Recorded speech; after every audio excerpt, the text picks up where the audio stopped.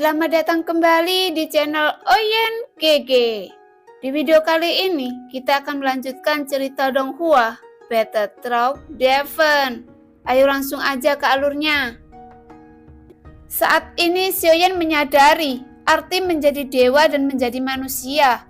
Gagasan keabadian terus-menerus diwujudkan dalam siklus reinkarnasi dari waktu ke waktu. Kemiskinan karena bisa makan perut kenyang sekali dan hidup bersama semua dengan kekuatannya tidak dapat dihindari. Penderitaan di dunia pasang surut, semua ada di hati Xiaoyan tanpa henti. Setelah merasakan semua kematian yang berulang ini, senyum pahit muncul di sudut mulutnya.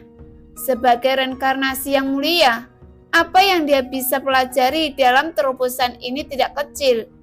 Bahkan Xiaoyan yang kuat saat ini telah mampu menjadi pencipta sebagian besar bintang dan sepenuhnya mampu menciptakan bintangnya sendiri. Bahkan hanya Xiaoyan yang bisa menekan waktu, bahkan dapat membuat bintang, karena keluarganya di benua Dodi membutuhkan lebih banyak perhatian. Ini adalah kemampuan yang dimiliki Xiaoyan sekarang. Sebelum dia menyadarinya, Xiaoyan sepertinya melihat ke atas sepanjang waktu dan sudah lama tidak melihat ke bawah, yang membuat dia tidak cukup kuat. Karena selalu ada musuh yang lebih kuat darinya muncul terus-menerus. Jadi Xiaoyan harus pindah ke dunia lain dan perasaan ini sudah cukup jelas baginya.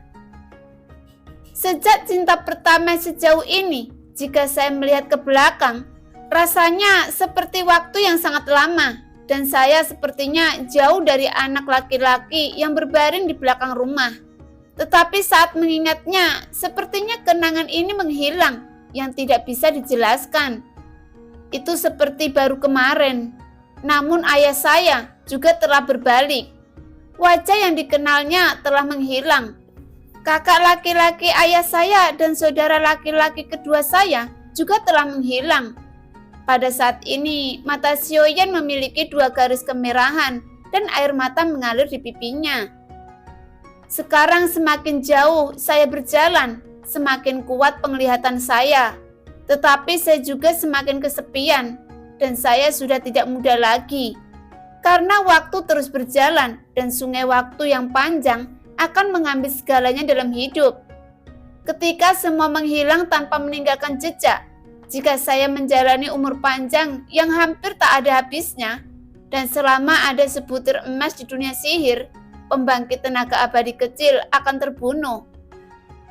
Perbedaan hati emas adalah kehidupan abadi, tetapi saya takut, karena saya telah hidup di dunia yang berbeda, antara kematian dan kehidupan baru. Dibandingkan dengan kematian, adalah hal yang paling menakutkan di dunia ini.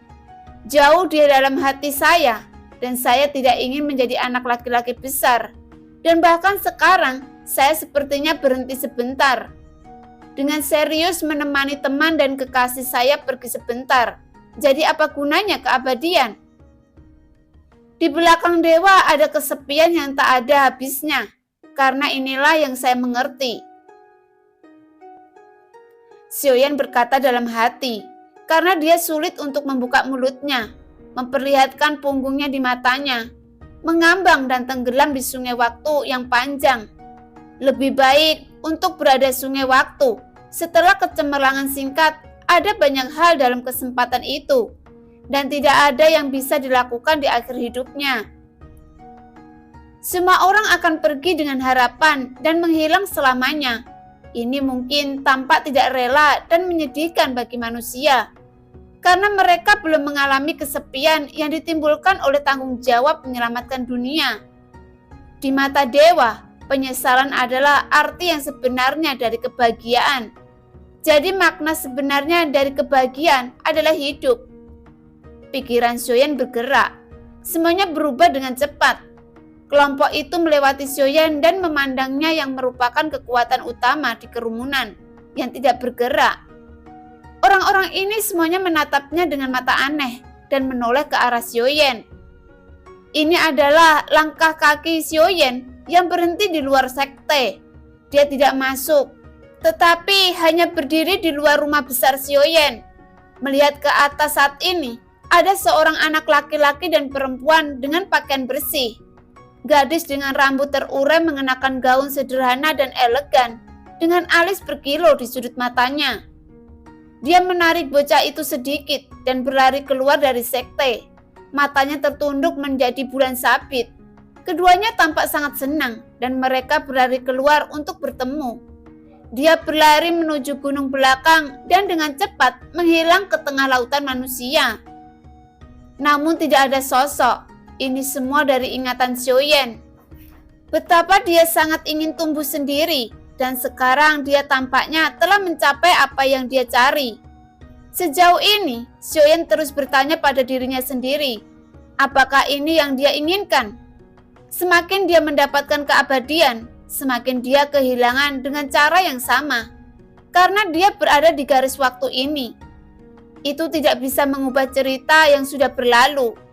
Semua orang akan pergi sampai akhir, dan ini adalah cerita terbaik. Pada akhirnya, ayah adalah kakak laki-laki tertua.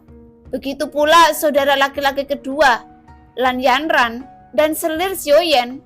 Sosok yang sudah hampir terlupakan muncul di benak. Jika lelaki tua itu terlalu banyak, sepertinya saya benar-benar telah melupakan banyak kenangan tanpa sadar yang membuat hati saya sedikit sakit. Mengapa kamu berdiri di sini? Xiaoyan melihat sekelilingnya dan jatuh ke dalam ingatan mengantuk kali ini.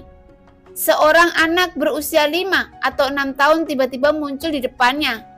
Dengan dua mulut kecil berdaging dengan pipi merah muda, tidak hanya melihat Xiaoyan dengan rasa ingin tahu, tetapi juga melihat anak yang sedang jongkok dan mengulurkan tangannya untuk menyentuh kepala kecil anak itu dengan senyum di wajahnya. Kakak tertua rindu rumah. Terus, kenapa kakak tertua tidak pulang dan beristirahat? Dia berniat untuk kembali dan melihat Xiaoyan. Xiaoyan mengangguk patuh dan panggilan lembut datang tidak jauh dari sekitarnya dan mengakui bahwa dia akan kembali. Saat dia mengatakan, gadis ini tidak marah ketika dia berbicara, tetapi mendengarkan anak itu dan masih ada senyum di wajahnya. Sosok itu hanya melirik Xiaoyan dengan aneh, membawa anak itu pergi dan mengetuk kepala anak itu sambil berkata, "Jangan berbohong kepada orang asing dengan santai. Jika Anda tidak patuh, saya tidak akan membelikannya untuk Anda." Manisan Hao sudah siap. Tangan kecil anak yang gemuk menyentuh layar, dan bos yang mengetuk dengan patuh mengangguk sebagai jawaban. Xiaoyan tersenyum. Dia melihat semua kedamaian dan ketenangan di sekitarnya, dan kehidupan yang damai dengan cara hidupnya sendiri. Ada banyak bintang seperti ini di dunia sihir, dan ada banyak bintang yang sering seperti itu. Apakah yang asli menuai barang untuk keluarga? Dan praktiknya sangat cocok. Hanya saja tidak lagi hanya mengingat kerabat dan pasangan Anda sendiri, tetapi mengingat lebih banyak kehidupan biasa dan memahami arti sebenarnya dari manusia. Mata Xiaoyan tiba-tiba terbuka dan nafas lebih banyak disampaikan dari tubuhnya. Bahkan bahwa kekuatan abadi yang tersisa di hatinya meleleh ke dalam hatinya, dan ingatan saya adalah kesadaran abadi.